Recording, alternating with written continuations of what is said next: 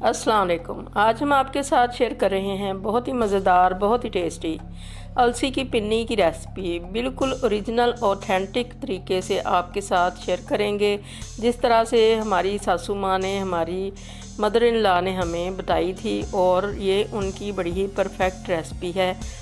वो हमें बताया करती थी और हम बनाया करते थे।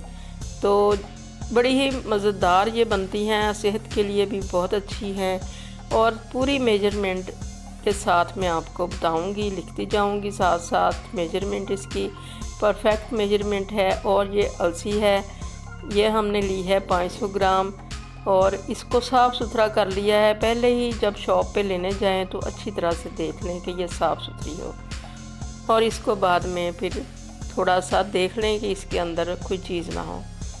तो ये हमने ले ली है, और इसको करेंगे आप ड्राई रोस्ट। बिल्कुल स्लो फ्लेम के ऊपर इसको ड्राई रोस्ट करना है, फ्लेम को लो रखना है। और ये चटकने लग जाएगी, जब उछलने लग जाएगी तो फिर इसमें से खुशबू भी आने लग जाएगी, तो फिर ये बिल्कुल रेडी हो जाएगी।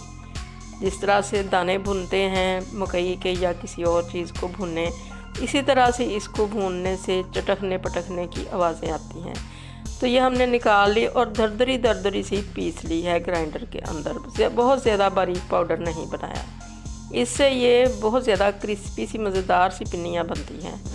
इसके बाद ये चंद ड्राई फ्रूट्स लिए हैं हमने, जो कुछ आपका दिल करे डालें। हमने बादाम लिए हैं, 4 मगज़ लिए हैं, खोपरा लिया है, तिल लिए हैं, मेवा लिया है, किशमिश। ये सारी चीज़ों को हमने अच्छी तरह से साफ़ सुथरा करके धो के कुछ करके रख लिया है। और अब इधर लिया है चक्की का आटा, जो हम आम तौर पे घर में इस्तेमाल करते हैं, वही आटा लिया है। इसको हमने अब ड्राई रोस्ट करना है, और इसको बड़ी एहतियात से, जैसे अलसी को एहतियात से करना है रोस्ट, इसी तरह से इसको भी करना है। बिल्कुल लो फ्लेम के ऊपर इसको हिलाते जाना है आटे को, और जिस तरह से सूजी को हम भूनते हैं इसी तरह से इसको भी भूनना है। इसमें से भी बड़ी अच्छी सी स्मेल आने लग जाएगी, कलर भी चेंज हो जाएगा। तो फिर इसको हम निकाल लेंगे पैन के अंदर से। ये बहुत ही अच्छा सा रोस्ट हो चुका है आटा, खुशबू बहुत अच्छी आने लग गई है, तो इसको हमने निकाल लिया है। और दोनों चीज़ों को कंबाइन कर दिया है, अलसी के आटे को और आटे को। तो इन चीज़ों को हमने मिक्स करके रख दिया है। तो अब आगे की तैयारी करेंगे। जो बाकी चीज़ें हमने रेडी करनी हैं उनको भी हम करते जाएंगे और इसी के अंदर मिलाते जाएंगे।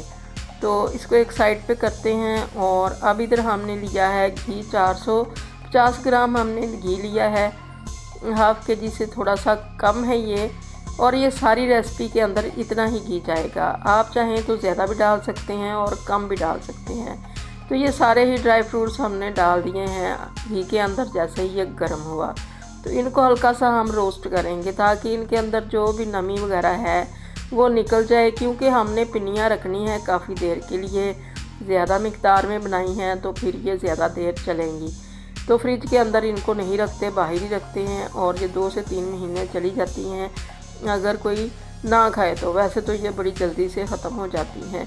तो इनको अगर ज़्यादा देर रखना है तो फिर ये प्रोसीजर बहुत ज़रूरी है। पहले भी हमने सारी चीज़ों को धो के अच्छी तरह से धूप लगवा ली थी और खुश्क कर लिया था, मगर जो अभी कसर है इनके अंदर वो इस तरह से हम इनको करेंगे। और ये इस तरह से रोस्ट करने से काफ़ी क्रंची भी हो जाती हैं चीज़ें।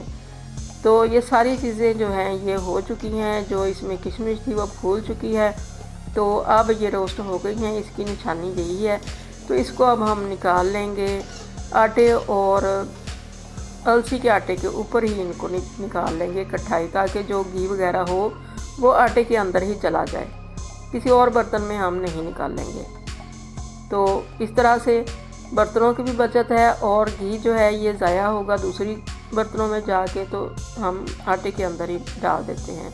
ये हमने गुड़ लिया है, और गुड़ की मिकदार भी हम इधर ही लिख देंगे। और ये गुड़ को हमने अब मेल्ट करना है। इसके अंदर हाफ़ तकरीबन हमने डाल दिया है कप पानी का, ताकि ये गुड़ नीचे चिपके ना।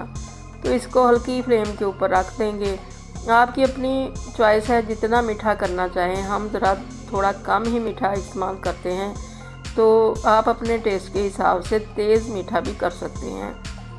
तो हमारा ज़रा कम ही था, तो कुछ थोड़ा सा घी हमने इधर और डाल दिया, हमें कम लग रहा था। तो घी आपकी अपनी चॉइस है, जितना दिल करे डालें, देसी घी डालें, असली घी, जिससे इसका फ़ायदा भी हो और खुशबू भी बड़ी अच्छी आती है और टेस्ट भी बड़ा अच्छा आता है। तो ये बहुत ज़्यादा पकने लग चुकी है चाशनी हमारी गुड़ की, गुड़ सारा मेल्ट हो चुका है और अब इसके अंदर हम सारी चीज़ें ऐड कर देंगे। फ्लेम को हमने बिल्कुल लो कर लिया है ताकि ये जले ना, और ये बाकी सारी चीज़ें जो हैं ये ठंडी हो चुकी हैं और गरम गरम चाशनी के अंदर डाल के इसको जल्दी जल्दी से मिक्स करेंगे ताकि ये एक ही जगह पे जमे ना। फ्लेम को बिल्कुल लो कर लिया है, फ्लेम अभी नीचे चल रही है ताकि ये ठंडी चीज़ें डलने से एकदम से टेम्परेचर इसका लो ना हो जाए और ये जमने ना लग जाए। तो हमने हल्का हल्का गर्म ही रहेगा तो इसकी पिनियाँ रेडी करनी है। पिनियाँ बना लें या फिर कोई टुकड़ियाँ वगैरह बना लें, कभी कभी हम टुकड़ियाँ भी बना लेते हैं परात में डाल के, इसको अच्छी तरह से एडजस्ट करके उसके अंदर से टुकड़ियाँ काट लेते हैं। तो जो आपका दिल करे, ट्रेडिशनल जो है वो पिनियाँ ही हैं, तो हमने भी आज पिनियाँ ही बनानी हैं। तो इस तरह से अच्छी तरह से ये सारी चीज़ों को हम मिक्स कर लेंगे। सारा कुछ इकट्ठा हमने इसीलिए डाल के मिक्स कर लिया था ताकि हमें इस स्टेज पे बड़ी आसानी हो। तो ये हमने सारा मटीरियल इकट्ठा कर लिया, पिनियाँ हम बना रहे हैं और पिनियाँ बनाते बनाते दिल करता है कि इनको खा भी लें। तो इस तरह से हमने सारी पिनियाँ रेडी कर ली हैं। बहुत ही मज़े की ये बनी है। 2 से 3 महीने के लिए इनको फ्रिज के बाहर भी रखा जा सकता है, ये बिल्कुल ख़राब नहीं होंगी। तो ये ओरिजिनल ऑथेंटिक रेसिपी है जो हमने आपके साथ शेयर की है। अल्लाह करे आपको ये रेसिपी बहुत ज़्यादा पसंद आए और आपकी बहुत अच्छी बने। दुआओं में याद रखिएगा। अल्लाह हाफिज़।